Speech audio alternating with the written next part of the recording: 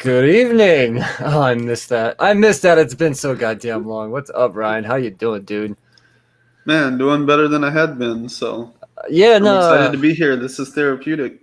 it really is, man. Like I feel like I've had this chunk of my life missing this summer, and I think this has been it. I think this is the thing that's been missing. So I'm happy to be back doing this, man. I know it's the beginning of the quarter, so it's kind of a slight week. We're just kind of easing our way back into this, but it's gonna be a fun one, man. There's still lots of stuff to talk about for sure. So man, it's so good to be back. I'm gonna keep saying that probably throughout this entire freaking stream, but it's because it's true. It's because it's true. Um, Yes. yeah, man. Should we start with some news, dude? While people are trickling in, because we are just thick with the news right now. There's so much to talk about.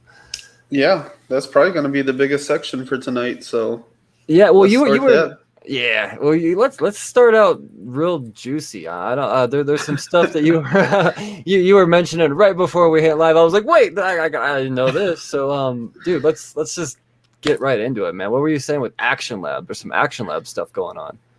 Yeah, everybody's favorite comic publisher.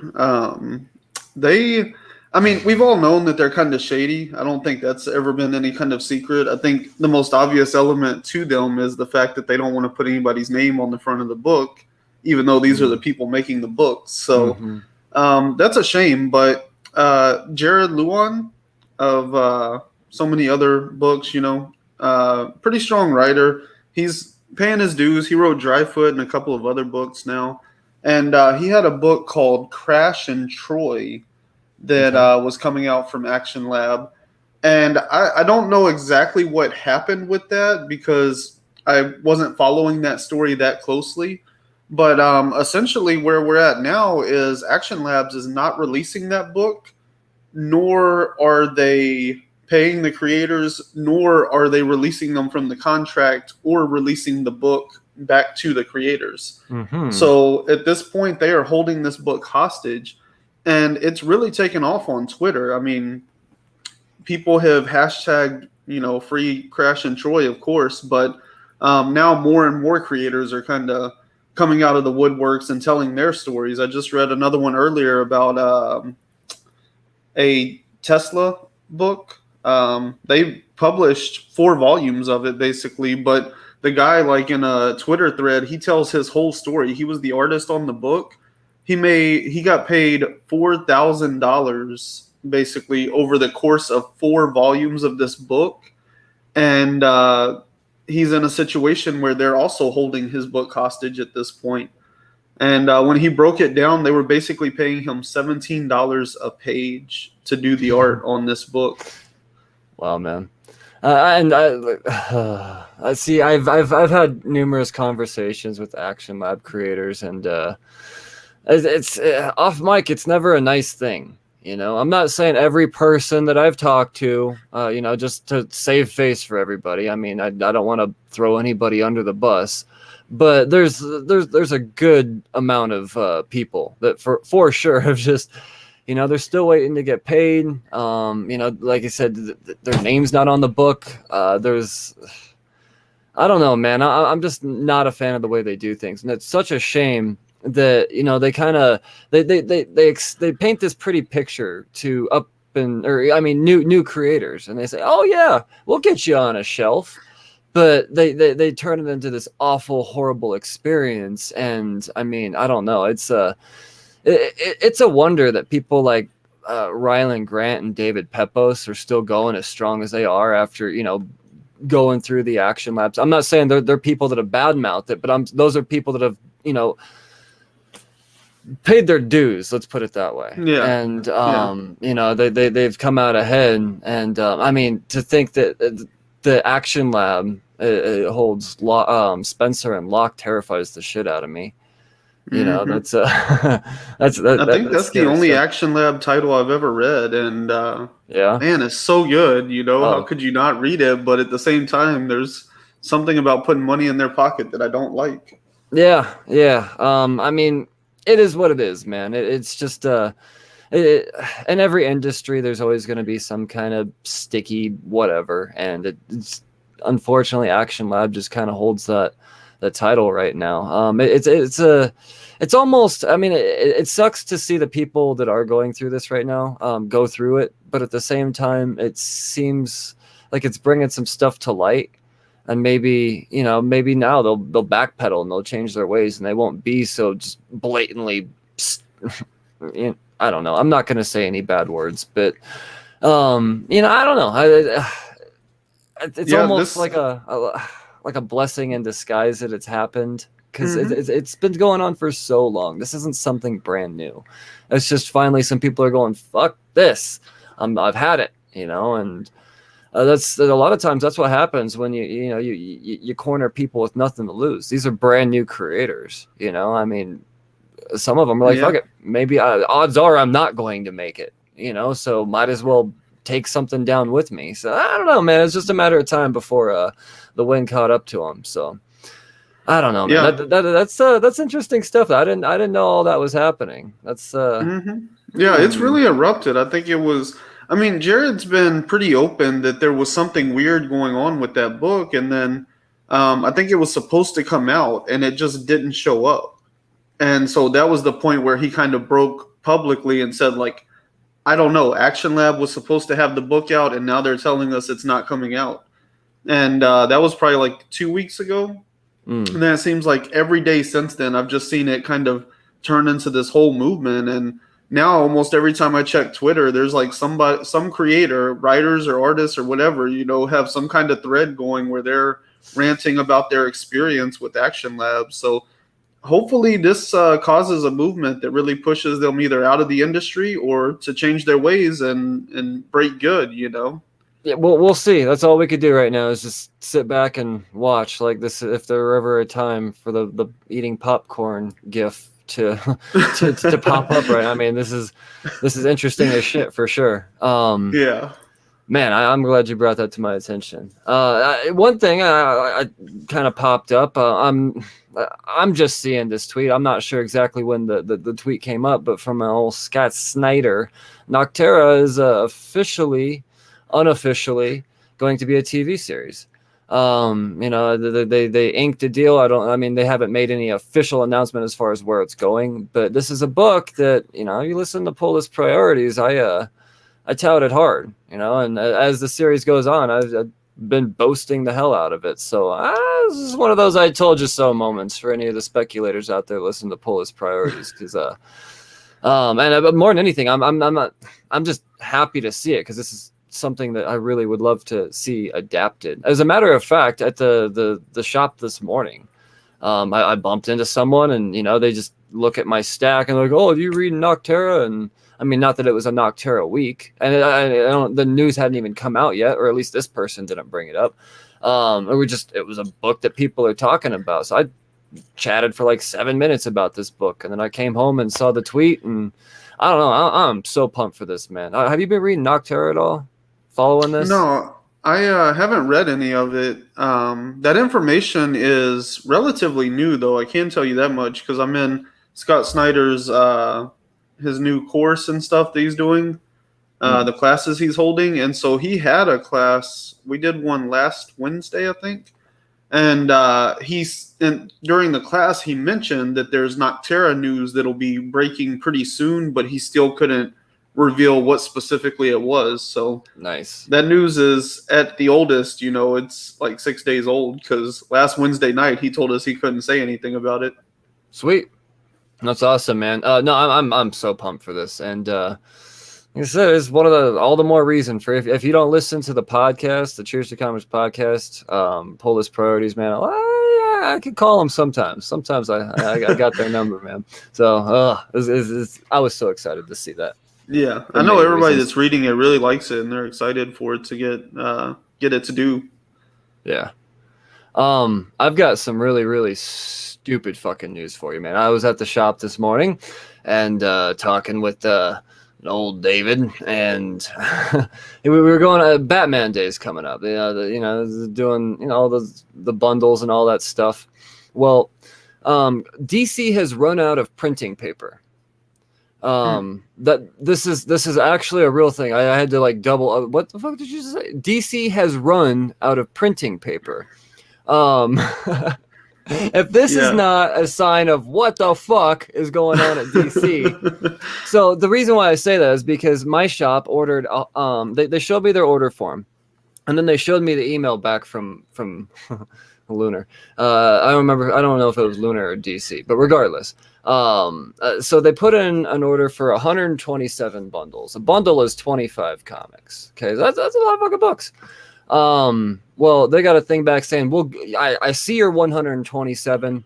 I'll give you 24. That's how short they are. That is fucking insane. Now, I will say that all of the incentives that people are really chasing, those all will be printed to fulfillment, from my understanding. So whether you receive the amount of books that you actually ordered, they're still going to acknowledge that. So that's cool. But DC has run out of paper. I mean, are they gonna buy any more? Like, I mean, I don't know, man. I've been real skeptical about the longevity of DC in print. I'm not saying DC's going down, but yeah.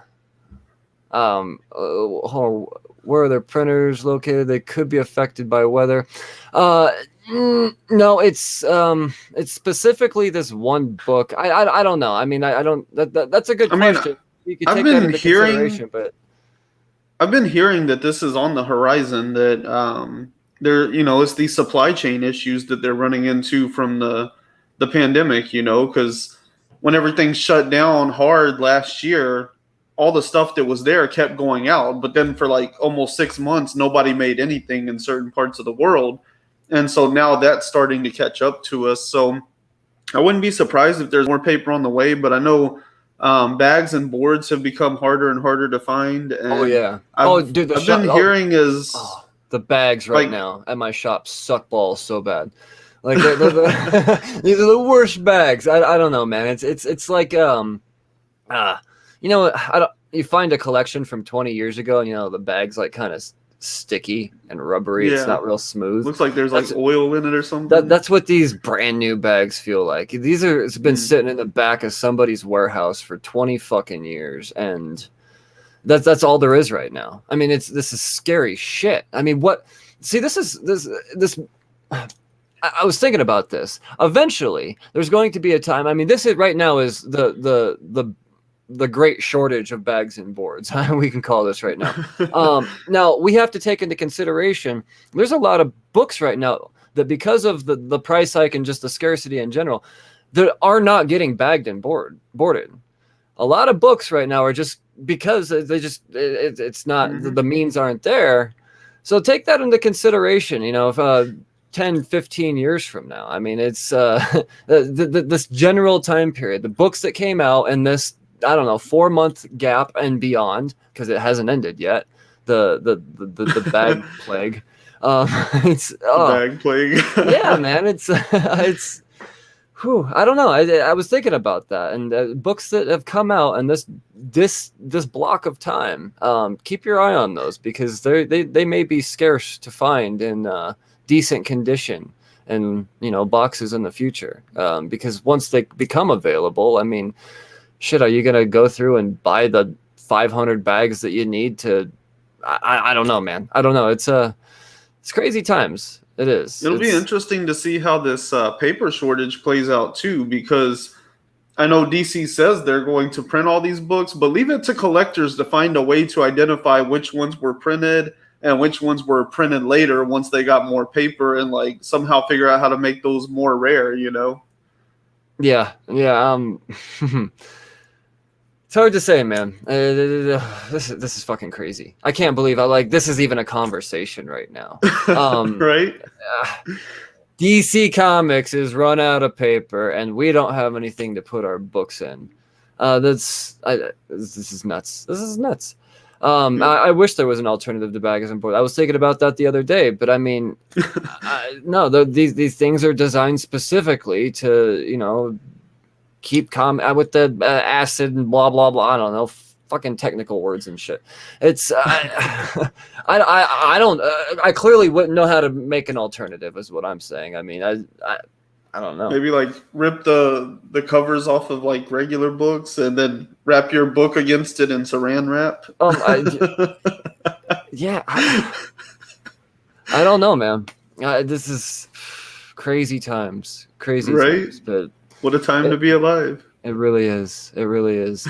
A little bit more news I want to talk about before we get into this week's reads. Marvel, being their birthday and whatnot, they decided they were going to drop some news.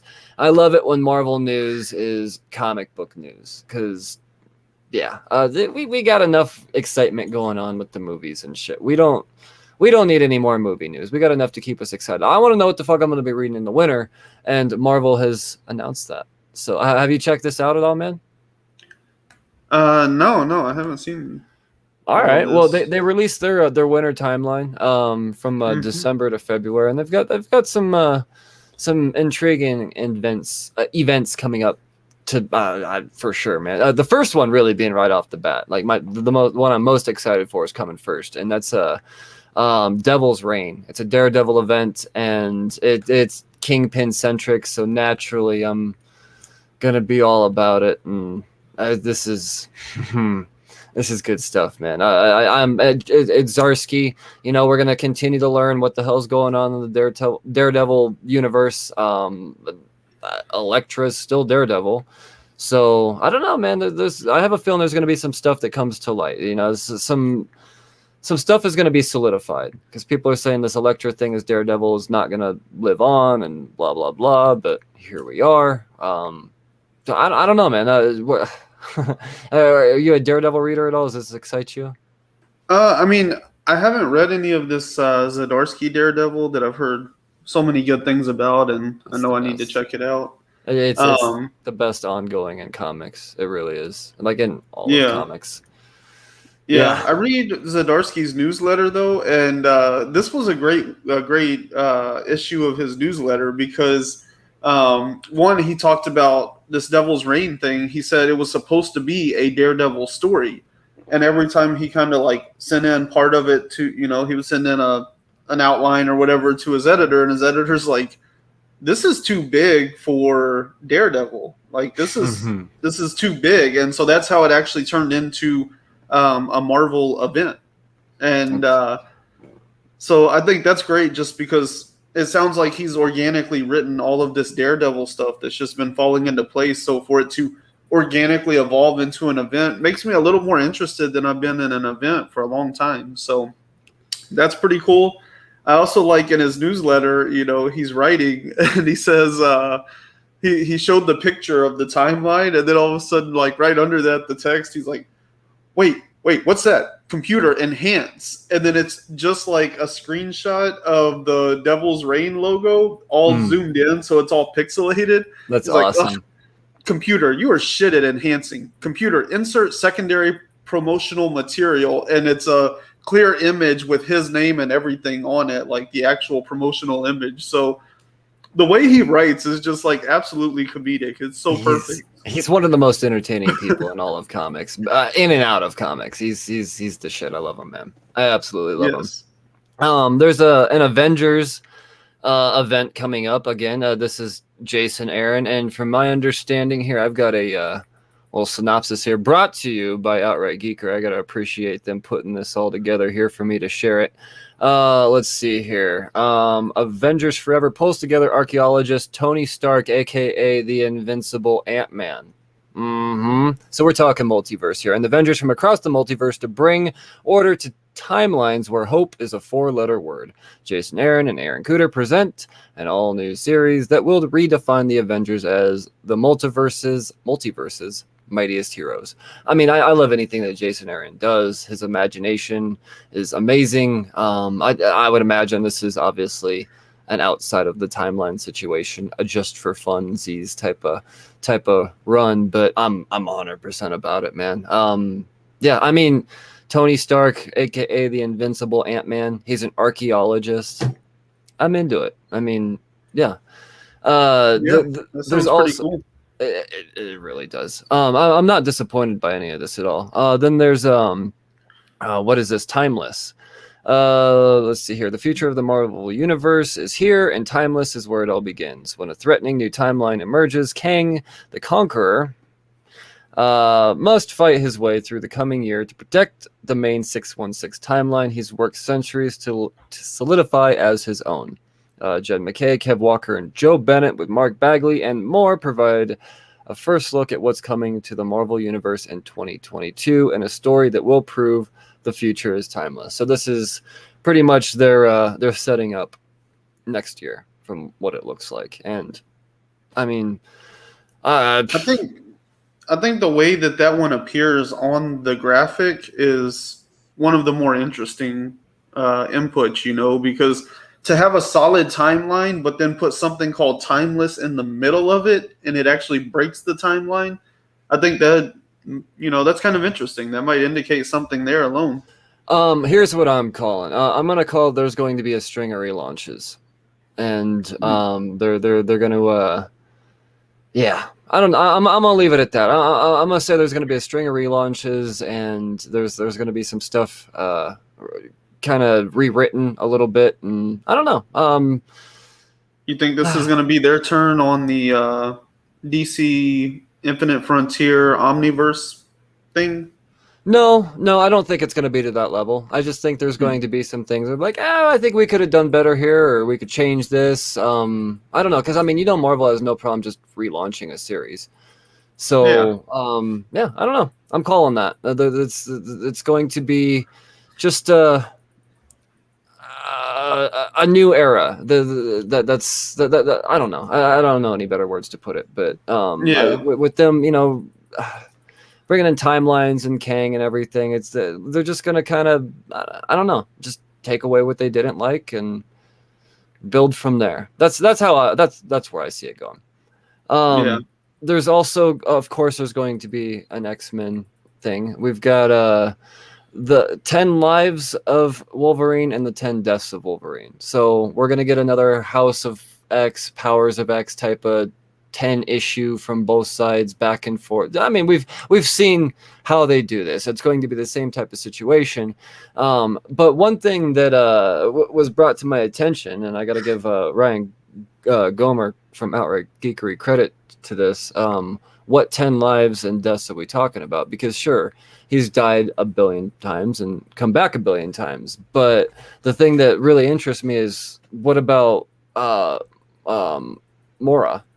In the beginning of the house, and the House of 10 and the Powers of 10 and all of that stuff. All of her deaths and everything. So are those the rebirths of Logan that we're going to see there and witness? And that right there, that grabbed my attention, because originally I was like, well, if we're just revisiting Wolverine's deaths, we've seen them. But if this is during the whole Mora situation, then I mean, that's 100% up my alley, man. So I don't know. It could be interesting. It's going to be another 20 plus issue investment, though. So yeah, Marvel knows how to take our money.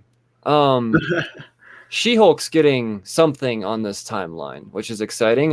We know that we got a She-Hulk Disney Plus series coming up, so we're gonna get us excited for that. From Rainbow Roel and Roger Antonio. Not familiar with them.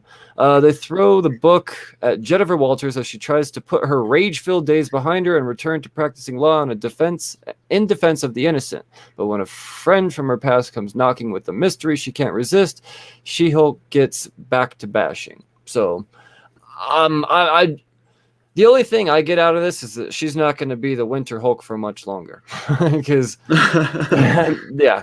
I don't know. I mean, it's kind of ambitious to put that major winter event on the Marvel timeline and only give us that much. It kind of just seems like you're just advertising a new miniseries coming out.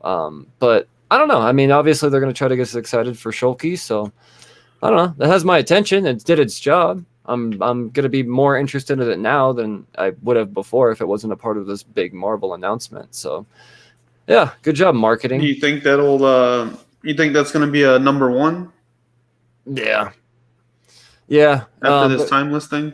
Yeah, I do. So like I said, there's going to be some stuff that they're just going to that was fun what we did. We're not going to take anything Yeah. from it, but no, we're going to do this.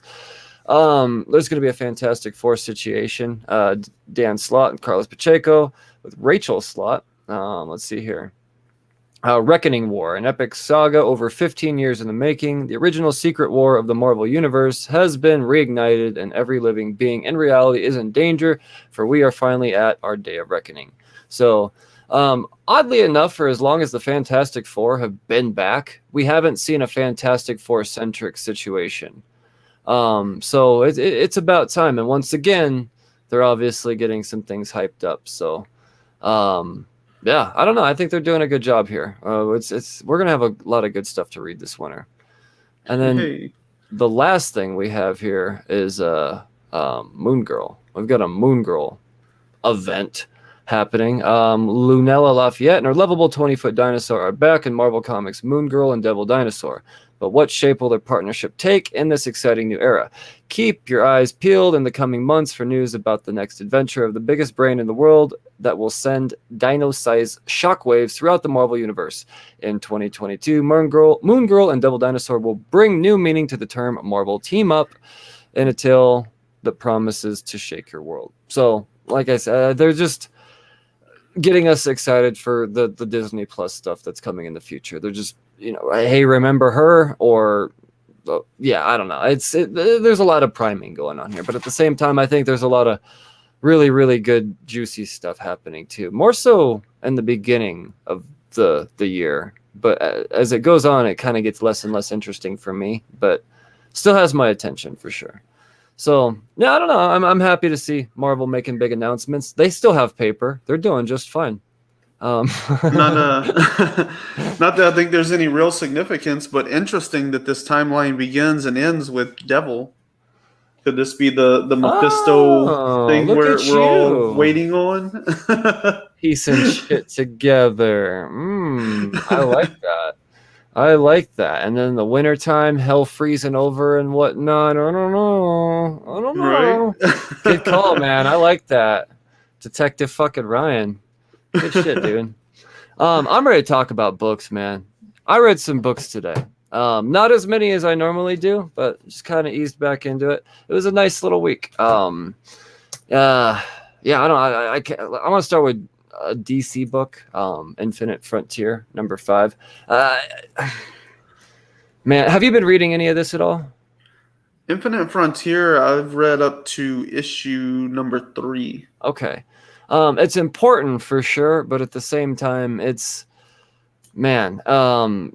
you have to really know the DC everything to appreciate this in any way. That's why I'm having a hard time appreciating this. Like, I don't give a shit about Psycho Pirate and stuff like that. I don't care, man. I think the DCC characters or C-list characters are just they're C-listers. I don't know, man. They're just not fun to me. I don't care. And to know that they're making them this important in the future of DC, I don't know, man. It's I'm starting to have the feeling that this is kind of be a wasted investment in time. I don't know. I mean, it's cool. It had cool moments for sure. Like, there were some badass moments, but in 20 pages, I mean, 16 of them were pretty just like, okay, let's get through to the thing. So I don't know. I mean, I hate saying that, but at the same time, I feel bad for Joshua Williamson. I think he's doing the best he can with the situation he's giving. And the art is just fine. Like, there's really nothing wrong creatively. I just feel like what they're doing here is way too ambitious, and it's gonna turn people away. Like, if this is the future of DC, then all the more, I mean, yeah, they're gonna be just fine without paper, because no one's gonna be buying this shit. I mean, it's sad to say. It's definitely a deep lore kind of event, and there's a lot of stuff I don't know anything about. I don't know anything about Psycho Pirate. I think the surface level read of it, I do enjoy. I think there's a lot of like fun things in there, but yeah, I mean, it's also got a lot of pages where I'm like, I have no clue what this really means, because I don't even know who Psycho Pirate is, you know. Right. So Yeah. I think None of it's this is cool, but significant. yeah, I I don't. think like advertising it and kind of putting it like front and center is maybe not a great idea because most of your readers are not that deep into the DC lore to really get it. Yeah. Yeah, man. I don't know. It's there's one more issue left. I mean, we'll see how it all wraps up. That's gonna say a lot, but I don't know, man. If it's not well received, then it wouldn't be. I don't see DC going forward with these ideas. You know, I mean, they have to go based off of sales here, and they can't. One thing that I feel that they're doing is, in order to boost their sales, is they're just new character, new thing. This thing's gonna be important, and then that's why they're selling these books. It's not because people are fucking reading them. You know, you can't have. I don't know. I mean, when you're doing something new, saying we're setting things up, sure, it would make sense to introduce new things, but I don't know, man. It's just I feel like DC's just they're grasping at straws here, and I don't know. I feel bad for these creators. I do. Like I understand why Tynan's jumping ship, you know. And I'm not going to get into all of that, but I feel bad for super talented people like Joshua Williamson. It's just I Yeah. don't know. Well, I He's mean, just it's next also man a lot up. of So yeah. It's a lot of like picking up pieces right now, you know, because they heavily invested and plotted out that whole 5G thing. Like there was a lot that went into that, and then they pretty much scrapped it. And hmm so you do have this situation where they took what they had already invested money in and kind of saved as much as they could of it and turned it into future state. But that also means that everything kind of like how do you get back to zero after that? You know, because right. that was the plan, but now the plan is gone. So I Yeah. do feel like Infinite Frontier and all that, like while I think there's like some really cool concepts in there, it is like a lot of creators just trying to pick up pieces and put things back together. I think the person that got most short shifted on a lot of stuff was the guy that's writing Flash, because Williamson wrapped up like an awesome run, and then there was like 5 issues before Future State started where they were gonna like cut everything off for 2 months, and so instead of doing something, instead they just put like the worst of the worst talent they could find on that book for like 4 or 5 months, and those issues were so bad the artists gave up on them. Like in the last couple of issues, there weren't even panel borders anymore. It was just like I Oof. don't know what's happening. Like, you know, they were so bad. And so then they bring in this new writer to pick up the series once it came back in March. And it took him like almost 6 months to get it on course. It's doing pretty good right now. But there is like the first like 4 issues he wrote are just utter garbage, in my opinion. And I understand it's because he had to try to get it back to like a a null point so that he could build on it because it was so messed up the way they left it. It's a shame, man. Like I said, I feel like it's the editors to blame. We can't really blame the creators. It's the editors that are saying, okay, yeah, you could do that.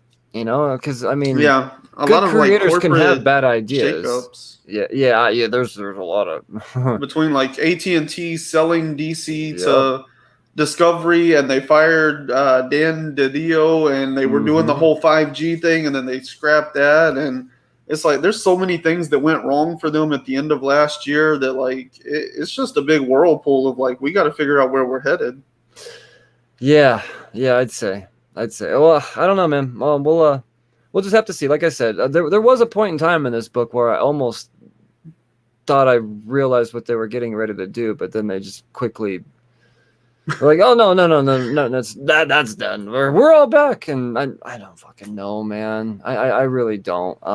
I don't understand, but it is what it is. I mean, they say if you want to understand DC in the future, you have to be reading this. Shit, they got me. Yeah. Uh, They do have some really good books, though. But they yeah, do, that they one do. I'm has not been saying up and everything that down. comes from DC is trash. I'm not saying that. I'm just Oh yeah, saying yeah. I don't know what the fuck is going on here. It's confusing. It's very confusing, and I think the direction they took is not wise. That's all. Yeah. Teen Titans Academy. Have you been reading this one? We got number 6 out Yeah. this week. Yeah. All Yeah, right. I So haven't this read was this issue, but yeah, I've been keeping up with it. This one was kind of fun. At first, I was a little worried because it was hey, we're on vacation, and I fucking hate vacation break books. You know, I mean, this is the series they want to sell us on. They want to try to compete with Strange Academy. Then you got to give us something cool.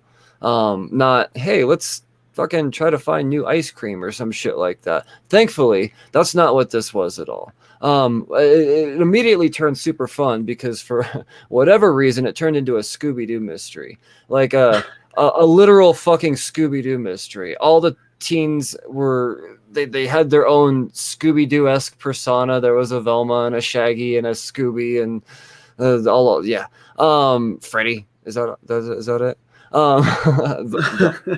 Daphne. There we go. That's Daphne. Got him. But yeah, no, I mean, so it was fun. It was, but it did turn into a mission. Actually, I will say it seemed like it was just going to be kind of campy at first. You know, like hey, we're DC and we're allowed to play Scooby Doo if we want, and we're just yeah. But there was actually some direction behind it. There was a mission at the end, finding out. You know, the weight of what they're up against now. The payoff was good. So I think it was. I want to give credit here to the was it Tim Sheridan and Raphael Sandoval. And they did a great job. The art has never fallen short on this series, but there's been a couple of questionable issues. Like, why are you doing that? Like, this is what you do on issue 27. You don't get to do this in the first 5-10 issues, you know. But this book quickly pulled me out of that thought. And it pulled through. I thought it was a good, fun issue. I mean, the Scooby Doo stuff really was a lot of fun. So yeah, good job. Yeah, I've been kind of up and down on that series just because there's this issue with like you have the older Titans and then you have like these new Titans and then you have like this weird mishmash of like these characters from Gotham, you know, like these 3 orphans and stuff that don't really have any powers, but they kind of do and stuff. Mm-hmm. And so from a marketing perspective, it's just kind of frustrating because I don't know who this book is for. Some of the stuff in it is very kid friendly, but other stuff in it is very not kid friendly. And so any single issue is not something I can hand to my 13-year-old to read and enjoy because there's some scenes here, you know? Mm-hmm. And so like from a marketing perspective, I really don't know who the book's for. It makes sense within the context of like such a mixed group of age ranges, it just doesn't really work for marketing. It says 13 and up here, so I mean, I guess it's fine for a teenager, but yeah, I don't know, man. That's a good point for sure. It is kind of we don't know who the demographic is for this yet, because you would think, you know, Teen Titans, it's gonna be, hey, this is for the youngsters, but it really isn't.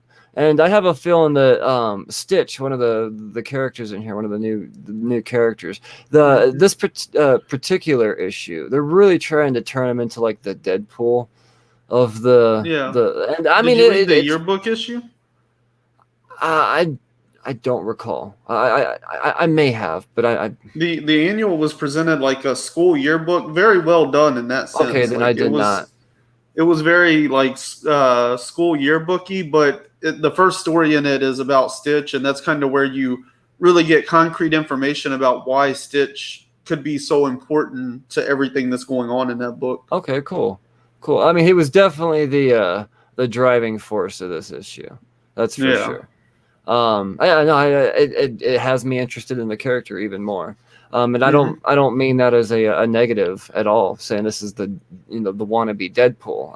It's still not, you know, I mean, it's very different, but I feel like it's kind of fourth wall breaking, joking, you know, the Spider-Man-esque type of banter, you know, always quick-witted and stuff. So I don't know. I dig the character. I think they're doing a good job of helping us slowly get to know these people and choose who our favorites are. But we need to see a real weighted situation here. And I think this issue's setting up a good couple of issues of that. Holy shit, you know, we're going to have to get the band together and fuck some shit up because it could be pretty bad here in a minute. So I don't know, man. I thought it was cool.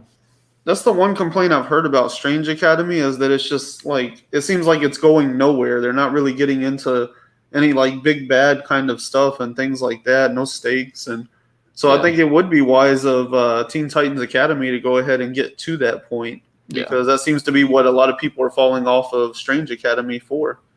Yeah, well, I could say this. I'm trying not to spoil anything on these live streams here, hours after the books come out. But there is a big bad. I would like a B+ lister that is showing up in this that definitely has the capability of effing some shit up. So yeah, man, I don't know. I'm excited for it. It has my attention again because I really didn't want to have to drop this series because I invested heavily in number one, and number ones don't do well when a series gets dropped. So yeah, we got to keep this going, man. I'm out now. I'm happy to continue to be buying it.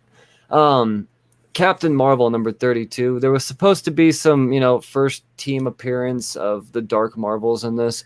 Didn't happen. It's building up to that. Whether or not that happens even in the next issue, I'm not sure. I have a feeling it's going to be a slow burning arc, but I love what Kelly Thompson did in this.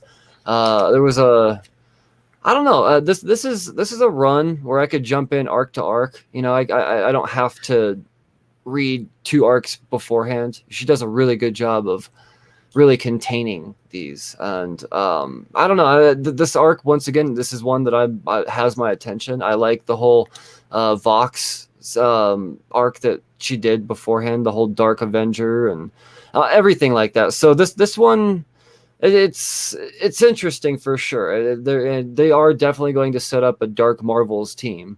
I wouldn't doubt that for a second. So I don't know, man. This is I'm happy to be back on this. Was it Kelly Thompson and Sergio Davila? Did I say that right? Yeah, Davila. Amazing art in here too, man. Amazing art. I don't know. This is a sleeper series for sure, and I have a feeling this is going to be one of those arcs that could very easily be adapted in the future. Now that we're starting to bring the Marvels universe together, I think this is a no-brainer story arc. Once we have that cinematic universe adapted, it's just too perfect. So I don't know, man. I think this is a good issue to be brushed up on for sure. Are you Captain Marvel reader at all? No, I've never read any Captain Marvel. All I know is the movies. So yeah, I was never a Captain Marvel fan until they put Kelly Thompson on the book, and then I had to give it a shot. And I mean, she gave the character a voice that I actually could tolerate. Beforehand, any other run of Captain Marvel, or at least Danvers, I was like, this character sucks. Mostly because they've always pinned her up against Iron Man, and fuck you if you're against Iron Man.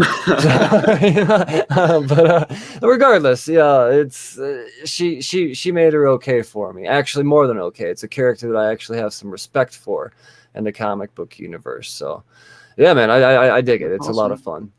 I read a little Star Wars this week, a little High Republic. It's nice to be kind of caught up on that. They're just continuing to. It's there's a whole lot of important stuff that you have to read that's really boring. It's very episode 3-ish in the first half, if you will, and it's like diplomatic stuff that I don't care, but I should probably know. But then it comes back around. It has its action moments. It has its hero moments. It sets you up. They're infiltrating the Nile, and they got a couple of moles in there. So it is definitely a cool arc. But the first few pages, it was dense for sure. But like I said, it's not for nothing. You got to have your boring stuff with Star Wars at times because it's just part of it. Makes for a good payoff. Yeah, I guess. I'm fairly new to reading Star Wars comics, so I am invested in this High Republic thing. I would, because it's new to everybody. I think it's going to be kind of cool that once it is all adapted, I can go in just knowing just as much as anybody else if I put in the work to know what the hell is going on. So I don't know. I like to stay on the heels of the Star Wars universe now, and I don't know, as somebody that likes money, and I think it's a wise situation because there's clearly money in Star Wars collecting. So yeah, I don't know. There is also a cameo in this as well, but I don't think this is a cameo worth investing in because it's literally a hologram, and I had to go through and flip like 5 times to figure out where it was. And even then, I'm not even really sure that's confirmed. So, yeah, Key Collector isn't always 100% accurate. Let's put it that way. Avengers 48. This is, I mean, it's Avengers. It's good stuff. It's Jason Aaron doing his thing. Winter She-Hulk. This one is kind of depressing in a way. It was still very Hulk smash. It had its badass moments for sure, but we're Gorilla Man. He sold out the Avengers. Was allowed She-Hulk to be captured, brought into the Winter Guard. Now she's their weapon of mass destruction, and she's fucking shit up. And right now it's target Atlantis. So that's really what they're setting up here. But the depressing part in all this is just Gorilla Man drinking his pain away, saying, I'm a piece of shit, maybe you could be better than me, She-Hulk. And meanwhile she goes down and fucks up a bunch of Atlanteans. And yeah, I don't know, man. I mean, it was a cool issue. It was very Jason Aaron-esque for sure. It happens all the time reading his books. There are times I'll start an issue and I'll think, oh man, is this going to be one where he loses me? And then the moment I'm starting to think that, bam, payoff, twist, boom, punch in the face, like that, it all makes sense now. And it's this is another one of those issues for sure. Because at first, the whole drinking my pain away in the bar, Gorilla Man, because who gives a fuck about Gorilla Man? I mean, he was a very pivotal plot point to, you know, this coming story arc. He was the catalyst to allowing all of this cool stuff to happen. But he got a lot of screen time. Let's put it that way. He got a lot of fucking screen time, and I have a feeling that there's something to that. Jason Aaron, I don't think that he's just going to sweep this character under the rug. I think Marvel may be onto something with this guy. I don't know. We'll see. I get a very detective chimp type of vibe from him. You know, he's lovable, but at the same time, he's a real piece of shit. So I don't know. It's good stuff. I only read one indie book this week, dude, and that's so crazy to think, because usually the indies have my attention. But oh man, I'm so excited for that one, bro. Big. The story arc to the issue is called Poetic, and it's for a reason. Like the way this all wraps together, man, it really is just an absolute thing of beauty. It's a slow roll. I really do think that reading this 1 through 5 all together, you would get so much more out of it. Just picking this issue up, not having issue 4 right on the tip of your palate. I don't know. I suggest really just reading 1 through 4 and then picking up this one. I think it would do a lot more justice, but Jesus Christ, this series. There is a reason why Ram V is nominated for Best Writer in the Ringos this year, because I think they deserve it. I do. They've done some amazing stuff, and this right here, this is a testament to what indie comics can be outside of the normal genre, because I'm still saying, as this year goes, issue number 1 of this series is in the running for my 4 best single issue, because it was that fucking good, and it wraps up very nicely. I mean, it's not as amazing as that first issue, but the payoff is still there. It's poetic. It was titled very well. It doesn't go the way you think. Let's put it that way. Especially if you believe that fucking teaser, the description that previews put out. Fuck previews and their descriptions. First of all, they spoiled previews shit. in forever. Yeah. Yeah, they spoiled. I've given up on previews and movie trailers. Yeah, I try not to watch movie trailers, but sometimes it's just it happens. But yeah, no, I'm right there with you. I like just going into it not knowing, you know. But you know, this was something that honestly, the first issue, if I would have never picked this up if it wasn't for the description and the previous world, because that really grabbed me. I just hate the fact that the description for the 5th issue fucking spoiled some shit. You know, like the first 4 issues if you hadn't read it. So that's lame as shit. Yeah, that series is in my running. I mean, it's probably my favorite series of the year. I can't think of anything off the top Yeah. that I enjoyed better. I'm a huge fan of Rom V. I mean, Catwoman is also in the running for best series of the year, if you ask me. So, Yeah. what I don't know. There's something about his writing. I just really love the way that he can pull me through a story and into a world. He did 2 issues of Catwoman that didn't even really have Catwoman in them, like Selena Kyle or anything, and they were still just like absolutely amazing. So, for me, like he's a writer. Like I follow him. I love what he does. So Yeah. He's the as soon next as I level. saw his name on Layla's store, I was like, I've got to read this. And for me, it's delivered every issue. That's awesome to hear. No, he 100% is somebody that we all should be keeping our eyes on because I mean he's an up and comer, and as people jump ship over to Substack, we're gonna need more Rom V's out there. And this creative mind, it's unique, it's different, it's not run of the mill at all. So I don't know, man. This is a breath of fresh air for sure. I think you're gonna really enjoy the 5th issue. I do. If Yeah. you've enjoyed the first 4 as much as you've said, then I think you're in good hands. Oh man, the cigarette issue. Oh, so good. It's something else, man. Who tells a story from from the perspective of a cigarette? That's amazing. That's some next level storytelling for sure. There's not the old. You know what? KRS-One and the Blunt song. That's the last time I'm a blunt getting smoked and I can't wake up. That's the last time I've heard the story being told in the perspective of a marijuana cigarette. Yeah, there you go. I got you there, though. I got you. But it's been a while, like 1985. Yeah. I gotta. Oh fuck. Batman, Fear State Alpha. This is the big setup to James Tynan's See You Later. Yeah, man. I don't know. It went on forever. I'll say that. There's some important stuff in there. I mean, seriously, it just kept going.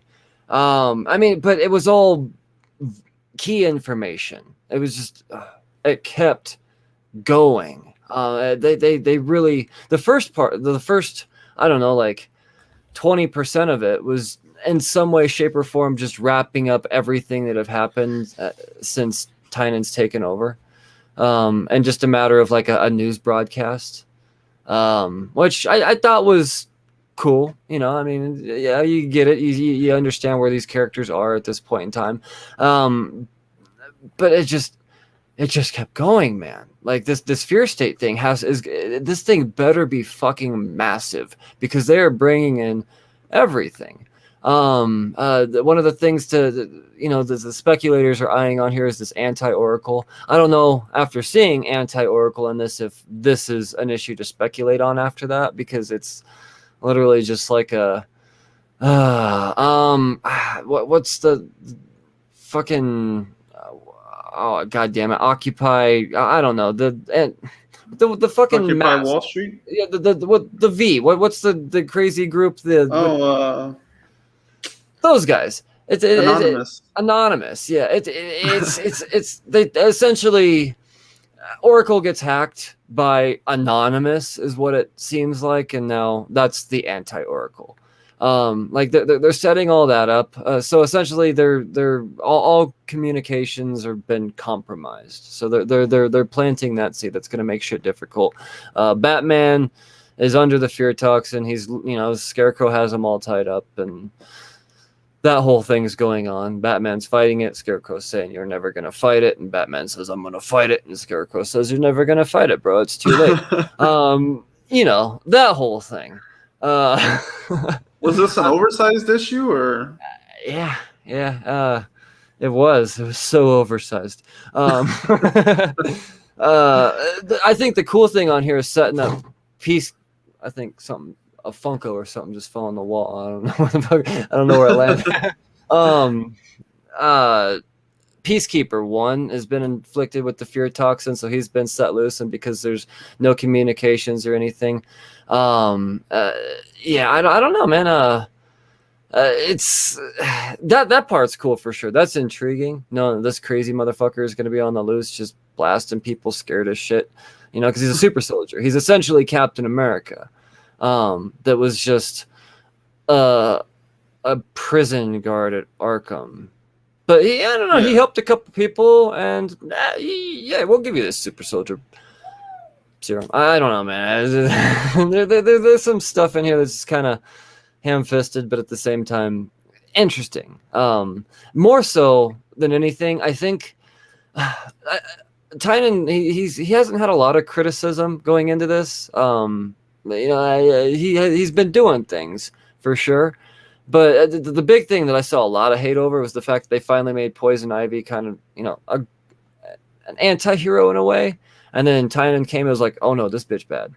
And this issue, they're kind of starting to plant the seed, no pun intended, of her kind of coming back around. Like there's a cool moment between her and Harley, a moment of empathy. You know, they're Harley is bringing the Unsanity Collective into Ivy's little area fortress and says, hey man, can these people stay here for a minute? And just like, yeah, I guess. And that's that first moment of, you know, okay, maybe there's hope that she's not a raging bitch. Because good Ivy has been cooler than evil Ivy, in my opinion. And obviously I'm not alone in that opinion. So yeah, I don't know. I'm glad to see he's going to turn her back around before he jets out, but I don't know. Fresh News 24/7 says, isn't it funny how Fear State and Titans match up so well? I'm not totally sure I see the resemblance. Let's see here. I dropped Batman after Joker War. Yeah, I could see a lot of people did, man. Because again, you can't. We've all seen Joker, and he just came out like Joker. And yes, was it big and was it epic and did it mean things? It did. It really did. But I don't know, man. Batman is just too ambitious. You can't just keep introducing a new character every 3 issues and that be the selling point for this book. So it's been somewhat disappointing. I mean, if you want really, really good Batman stories, you got to be reading Detective Comics. Like that's good Batman for sure. I mean, I gritted my Rico teeth Tamaki's through 106, and I just couldn't take it anymore. And so I dropped Batman and went to Detective, and haven't regretted that decision. Everybody keeps asking me because I really like Williamson's his writing style is really nice. You know, very classic style of writing. And so as soon as he was announced, everybody's like, "Are you going to go back to Batman now?" And I'm like, honestly, I'm not missing Batman, so I have no real reason to go back to it. I only have so much bandwidth for Batman. I'm not one of those people that can just read all 36 Batman books on the shelf, you know. And so for me, like, if I was missing Batman, I would go back to it and drop the other one. But Tamaki's doing a great job. I'm not missing Batman. I'm happy with Detective, so I'm probably just going to stick with that. Yeah, no, that's not a bad bet. Detective isn't going anywhere. I mean, 1,040 some issues. They're not going to fucking cancel Detective. Batman was actually going to be done at issue 85. They were going to relaunch it, and then Tynan was like, "Oh no, I keep going with this." So I would bet money that 117 ends Batman, and there's gonna I don't know. I think Detective is what we're going to have while DC figures out their shit. So I don't know, man. We'll see. But I don't want to. I think Fear State is going to be cool. I'm not doubting it. There's just this issue really set up a lot of stuff, but it was very clear. Like there wasn't anything ambiguous at all. It wasn't like, oh fuck, I don't remember this, or I'm not sure about that. I mean, he made it very clear. Like you remember this stuff, and it was all important. And all of that crazy stuff that I've been writing is all leading up to this. Joker War is just kind of the beginning of it all. Fear State is really what he was his big, yeah. So I don't know, man. I'm into it, but at the same time, fuck, there was a lot going on in this issue. Yeah, I don't know. Spec worthy as far as this anti-Oracle goes. I think that's a long shot. The reveal of who's behind anti-Oracle, that's the real, yeah. But up until that point, we're just looking at, like I said, anonymous. You know, I don't know. All right, man. I got one more book. This is the book, the fucking book right here, man. Oh my god. Oh yeah. People are Oh hyped. shit. Yeah, I'd say. Did you read Deceased at all? Tom Taylor's Uh, Deceased from not DC. not the original run. I read some No. of the issues of Dead Planet. Okay. This is I'm not saying this is Tom Taylor doing Marvel's Deceased. I'm saying get used to that type of, oh, you love this character? Tom Taylor don't give a fuck about this character. He gonna kill this character. This is what it is. This issue is fucking brilliant. Along with Layla Starr #1, this right here, issue of the year. The opening issue like a son of a bitch. It could have just left standing alone as it is, not even continuing on with what this is setting up, and I would still say this is amazing. Tom Taylor and Ivan Coelho, they are going to win every single accolade imaginable for this run. I'm a major Deceased fan. I had Deceased up there with the Cheersies for best miniseries of the year. This is the replacement for that. I don't see anything matching what this is going to be, but come by the end of the year, I don't see it. It's essentially, I mean, it's Marvel going dark. You know, there's no technology. That means web shooters don't work. Space Iron Man suits don't work. Anything that had any type of electronic technology to it in any way, shape, or form, done. And it all happens at once. So if you're Ant-Man and you're giant sized, you're fucking stuck being big.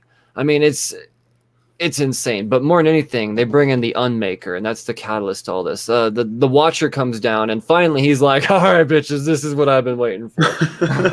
This is what I've been seeing. This guy right here, he's waking up. He's fucked some shit up in the past, and now he's gonna fuck you up. So just letting you know, like, I know this isn't my job, but if I'm not gonna have shit to do if this guy wakes up. So yeah, just giving you a fair warning, and that it causes an event. They assemble this team, and I'm not gonna give any spoilers as to who's on this team and who fucking dies on this team. We're talking big names, like people that normally can come through and be like, oh yeah, just bring in so-and-so and they'll fix the shit out of this. No. No match for the Unmaker. The Unmaker is the next Marvel big bad fearsome motherfucker. I know this isn't an alternate universe, but if Marvel and continuity does not use the Unmaker, they are wasting so much potential. I mean, people are, oh, Noel, and they were down on Noel, and he's so cliche. The Unmaker makes Galactus look like, I don't know, man. I'm like MODOK, you know? It's scary. It's scary. That's awesome. And Tom Taylor, he's an absolute genius. I will talk about some of the survivors on this team. Fucking Laura and Gabby. Tom Taylor is the ultimate voice of Laura Kinney and Honey Badger, Scout. Them back together on this team as the this is the surviving team that's going to be responsible for making sure that shit doesn't continue to get fucked up. That right there, that is that is so amazing, man.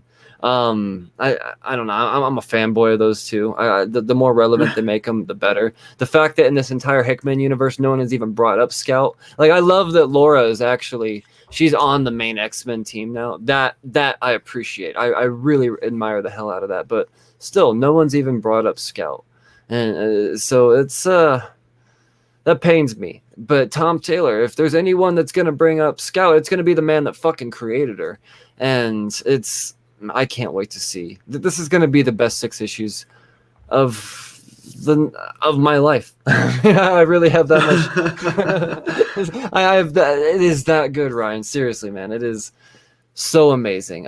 By far, I mean, not just issue of the week. We're possibly issue of the year. The hype is real behind this. Tom Taylor, there's a lot of creators out there that hype their books. Tom Taylor has never, ever let me down. As a matter of fact, he doesn't hype his books enough. I mean, if it's a thing of beauty here, man. Don't get attached to anybody. I'll give you that warning right off the bat. I'm lucky that my favorites are indestructible, because nobody's safe. Nobody's safe. And even then, like the Unmaker, I have a feeling he could tear through Gabby and X-23, no problem. It's holy shit. And just that initial team going into this, it really is just absolute comic book perfection. You want a fun, hard-hitting, action-packed adventure team book with a bunch of your favorite heroes, then Tom Taylor, anything he writes, it's absolute thing of fucking beauty. So I don't know, man. That's what I got this week. There's not a lot, but there's some real bangers for sure. I ended my reading pile on an absolute high note. So I don't know, man. It was so good to be back talking comics, dude. It's so fucking good to be back, especially right when there's stuff like this coming out, man. I know it's just the beginning of the quarter. It's a light week, but yeah. I mean, as soon as I knew Layla Starr was coming out, that was top of my list. And then I've heard so much hype around Dark Ages, and even the early reviews on it have been really positive. So those are probably the only two that I'm really anticipating this week, but I'm excited to get into them. For sure. And I think Dark Ages actually has some speculative weight to it as well. I mean, the Unmaker and Miles looks really, really badass in this. He's got a Venom Carnage melded symbiote. Oh man, it's the coolest looking symbiote I've seen. And nice. Oh man. It's amazing. But there's definitely some stuff that I need to catch up on. Like Geiger came out this week. This ended. So I'll be able to catch up on all that. I guess they're just gonna run with a Geiger type of universe. I was hoping this would be an ongoing, but they're gonna create this whole universe around this universe. So that's exciting for sure. I like this. I don't know. I think Image did good there. I think this is a good Image book. But other than that, man, I just I need more. I need more to keep me busy till next Wednesday. So I'm going to do a whole lot of back reading for sure. But that apocalypse pile. Damn right, man. Damn right. Ryan, dude, tell the folks where they could find you on social media so they could follow all your good content as well. I know you're on Twitter and Instagram. You're putting up a lot of cool stuff lately for sure. Some inspiring stuff. So tell them where they could find all that. Yeah, I'm on pretty much all the social stuff under @NewGuy, NUEXGUY. So you can find me Twitter, Instagram. I've been trying to do some Facebook stuff lately, so you can find me on there these days. And yeah, life's been really busy the last going on 2 months now. So gnarly summer, dude. Gnarly summer. Yeah. So it's been kind of hard to sit down and create videos and audio and stuff because there's so much in and out. But when I can write on my phone while I'm sitting there waiting for things to happen or sitting in a line, it makes it possible for me to put that kind of content out. So that's kind of what I'm focused on right now while I'm out of the house most of the day. So check me out on social. Hell yeah, man. Hell yeah. And as always, you know where to find Cheers to Comics. And I got to shout out my newest and favorite affiliate, Nerds Forever. That's 307nerds, the number 4ever.com, 307nerdsforever.com. Tarl is building an amazing web store right now. And I went on there and I found some really hot books that people are all over eBay, boosting for $35-$40. He had them cover price and actually discounted. So you're looking for a low key source for hot books. Check out 307 Nerds Forever because Tarl listens to this podcast and he takes my recommendations. And I'm just saying, Noctera.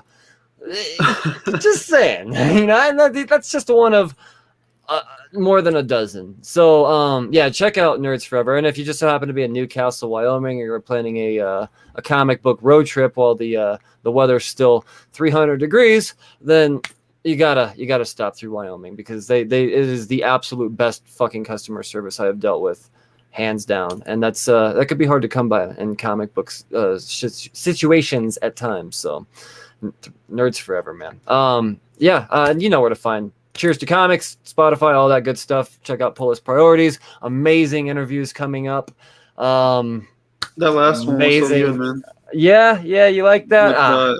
Ed Brisson? Yeah, man, that was an exciting one. That's the guy that I've had on my radar for quite some time, and finally I just pulled the trigger and he was like, "Yeah, I'll do it." And I was like, "Really?